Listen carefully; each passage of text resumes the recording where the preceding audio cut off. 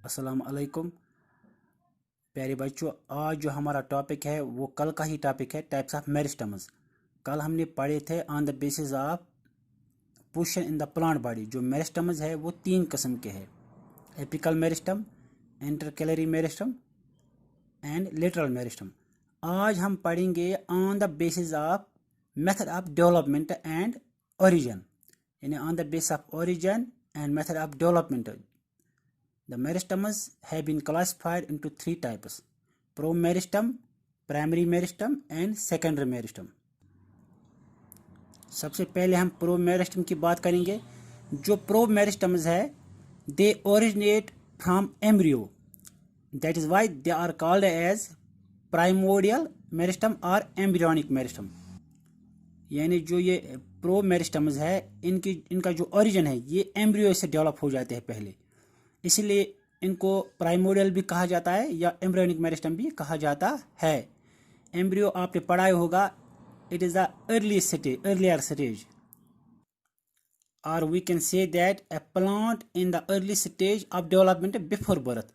यानी वो प्लांट जो अभी अर्ली स्टेज में है लेकिन ज़मीन से बाहर नहीं आया, वो उसी स्टेज को हम बोलते हैं एम्ब्रियोनिक स्टेज या embryo stage.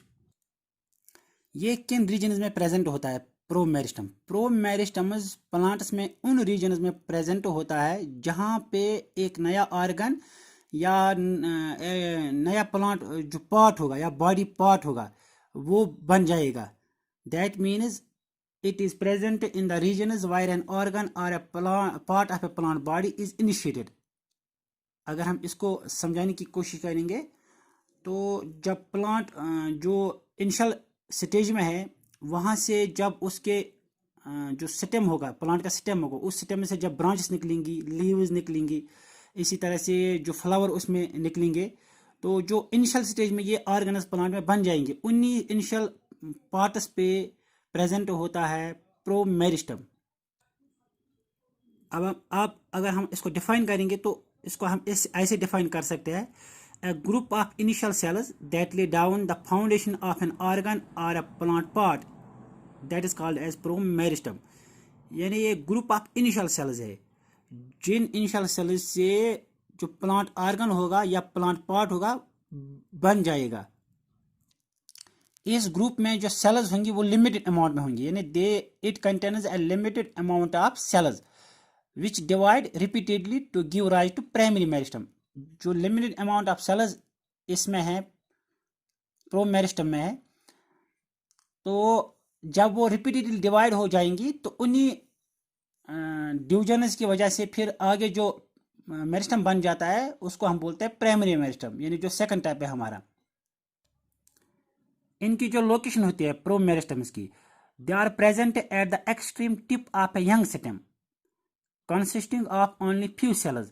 That means these are present on the extreme tips of young stem. These promeristem cells, when they divide, they give rise to the next zone of primary meristem, which by their activity give rise to different tissues of a young system. प्रोमेरिस्टम से ही जब वो divide हो जाएंगे इनकी sales, तो वहाँ से जो नेक्स्ट जोन बन जाता है वो बन जाता है प्राइमरी मेरिस्टम।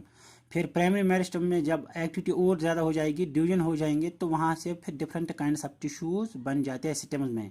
टिश्यूज़ आपको पता है, एपिडर्मल टिश्यूज़, इसी तरह से प्राइमरी टिश्यूज़, सेकेंडरी टिश्यूज़ या सेक्रेटरी टिश्यूज़, वो अलग अलग टिश्यूज़ फिर बन जाते हैं। The second type of meristem is primary meristem. जो प्राइमरी मेरिस्टम है ये ओरिजिनेट हो जाता है एम्ब्रियोनिक स्टेज से ही, यानी जो प्रोमेरिस्टम है, प्रोमेरिस्टम से ही फिर आगे जब प्रोमेरिस्टम में एक्टिविटी हो जाएगी, डिवीजन हो जाएंगे, तो वहाँ से जो मेरिस्टम बन जाता है उसी को हम बोलते हैं primary meristem. This primary meristem is concerned with the formation of primary permanent tissues of the primary plant body.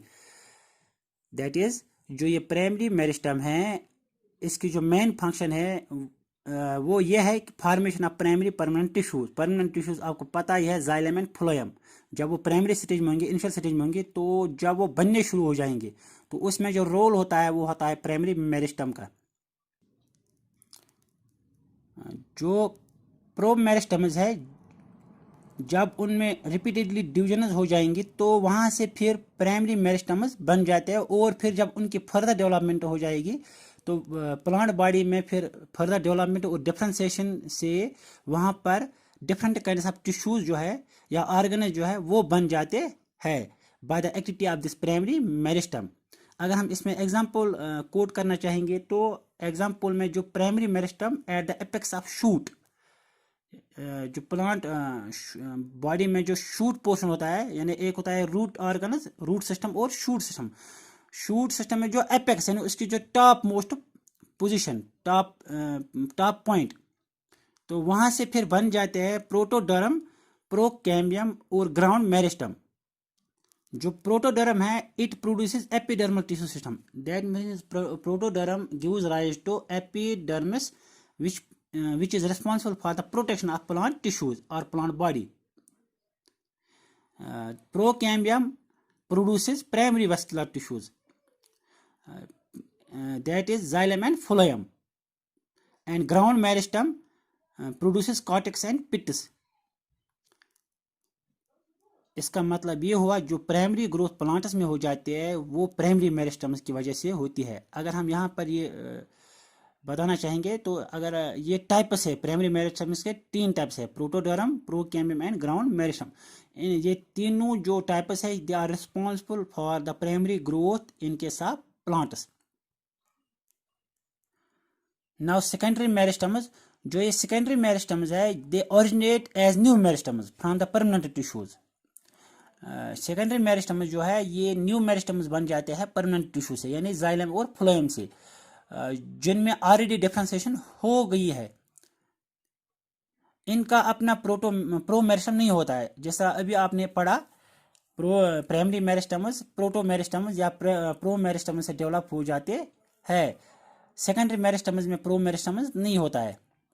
Secondary meristems जो है ये प्लांट बॉडी में तभी मतलब अराइज हो जाएंगे जब इनकी ज़रूरत होती है, या जहाँ कहीं पे प्लांट बॉडी में इनकी नीड होती है तो वहाँ उन रीजन्स में सेकेंडरी मेरिस्टम्स डेवलप हो जाते हैं। They originate as vascular cambium in dicot plants when secondary growth is needed there. That means ये जो प्लांट्स है, प्लांट्स में जब सेकेंडरी ग्रोथ की ज़रूरत पड़ती है तो वहाँ पर ये डेवलप हो जाते हैं एज वेस्कुलर कैम्बियम या कॉरक कैम्बियम के तौर पर भी ये डेवलप हो जाएंगे। Cork cambium is responsible for the formation of bark, bark जिसको हम बोलते हैं जो प्लांट्स में बाहर से जो कवरिंग होती है, छिलका जिसको हम बोलते हैं, उसी को बोलते हैं बारक। उस बारक को बनाने में मदद जो होती है वो होती है कॉरक कैम्बियम की। Vascular cambium and cork cambium, they are responsible for the secondary growth in case of plants. Now we can say that this secondary meristem is responsible for secondary growth in case of plants. अब यहाँ पर एक term आ गई dicot plants. Dicot plants are those plants which have 2 cotyledons. अगर secondary meristem में example हम देना चाहेंगे तो इसमें एग्जाम्पल है कैम्बियम ऑफ रूट, यानी रूट कैम्बियम, और जो कैम्बियम रिंग्स बन जाती है प्लांट्स में, जब उनमें सेकेंडरी ग्रोथ हो जाती है तो वहाँ पर रिंग्स बन जाती है। उन रिंग्स में जो टिश्यू प्रेजेंट होता है वो होता है सेकेंडरी मेरिस्टम। थैंक्स।